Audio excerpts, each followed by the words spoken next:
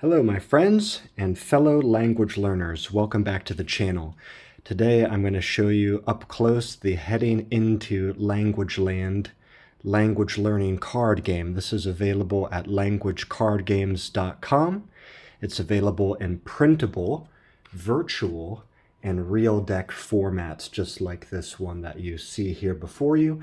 And we are playing with the virtual version of this game online every Saturday for free. We welcome all levels. So if you're into learning languages and you like gaming, we really want you to come out and give this a try. Come and join us, and this will help you to make your language learning journey truly unforgettable with friends from around the world. Now, I've already explained how this game works in many videos before. In the basic rules of this game, the cards make up the spaces of the board, and you make a grid of face-down cards, and then you move around, flip over cards, discover what they are, roll a dice, speak about different topics in your target language, whatever that target language may be. And when you're successful in doing that, you gain points and you can take certain actions in the game. So that's basically how the game works. And when we play online, we really play in a cooperative way where everybody helps each other to learn and share ideas and look up ideas. But in this video today, I want to suggest to you a new way to play, which is slightly different. And some of our players have experimented with this and they like this. And that is, rather than have all the cards face down and discover things as you go along, leave the cards face up and even build a board as you like.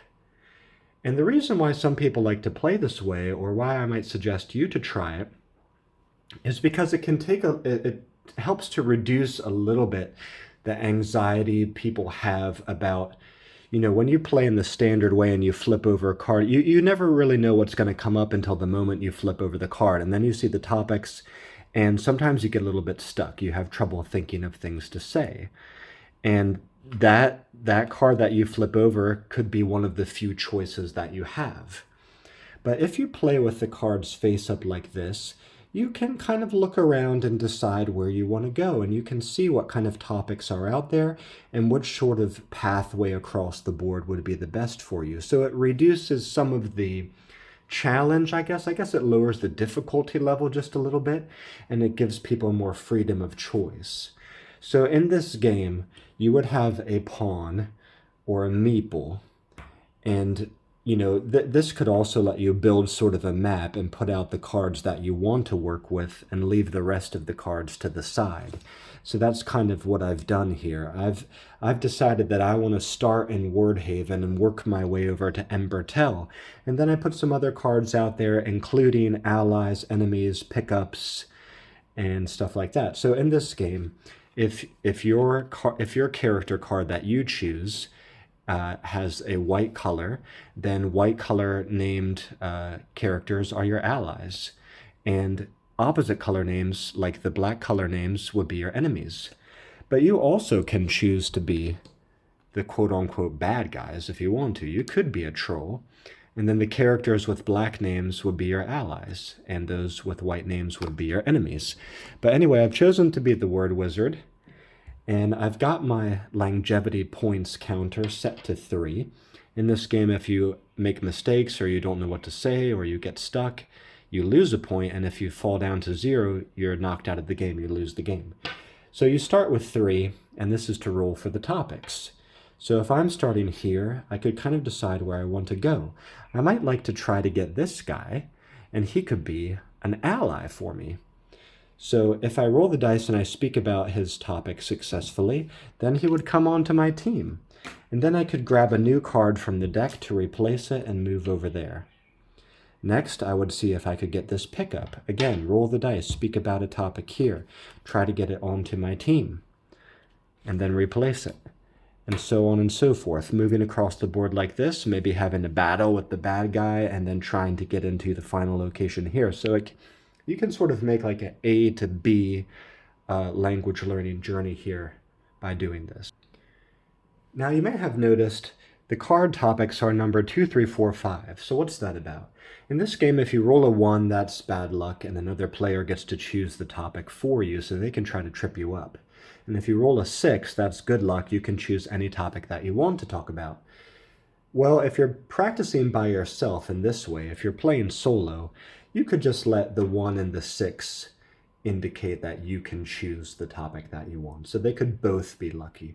Or you could make one bad luck and you could make it, you could make number 1 something that means you have to talk about every topic on the card or something like that. Or you have to pick 2 topics and conjoin them together in a sentence in some way and blend the topics. Something like that. But that's what the numbers mean. What I want to emphasize in today's video is that this game is actually pretty flexible. You can play it in different ways. There's different ways that you could make it harder or easier. You can make bigger boards or smaller boards to play on.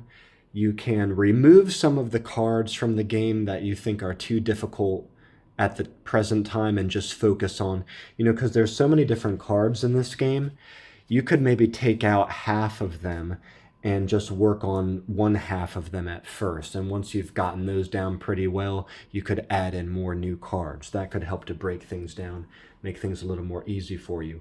You also could forget about rolling for topics and just focus on the number 2 topics, which tend to be the most easy. 2 and 3 tend to be easier topics. 4 and 5 tend to be more difficult. You could just say, I'm going to try to work my way around the board here and speak about the number 2 topics as I go along. And once you get good with the number 2 topics, you can move on to, for example, number 3. Or maybe you do 2 and 3 or something like that. But basically, by way of summary, what I wanted to point out to you in today's video is that you can kind of customize your board. You could do everything face down and discover things randomly and by surprise. You could do everything face up, or you could do some combination of the 2. You could build a map, you could choose some different locations and leave the locations up so that from the outset, people know where they are. You could do different designs with the locations that are in this game. You could do a cross with a location in the middle, like a cross shape, or you could do a cross with locations on the edges, the outermost points of that cross. You could make a circle with locations at the noon, 6, 3 and 9 locations on the clock, something like that. You can do some really interesting designs. So basically, what I'm trying to say is play around, see how this game works best for you, see what you like to do, and come out and play with us online. Leave your comments on this video, or you can email me at languagecardgames.com. Tell me how you're playing with this game. Tell me how you find how you can adapt it best to your purposes. Thanks so much for watching this video. Hope to see you in a future online game.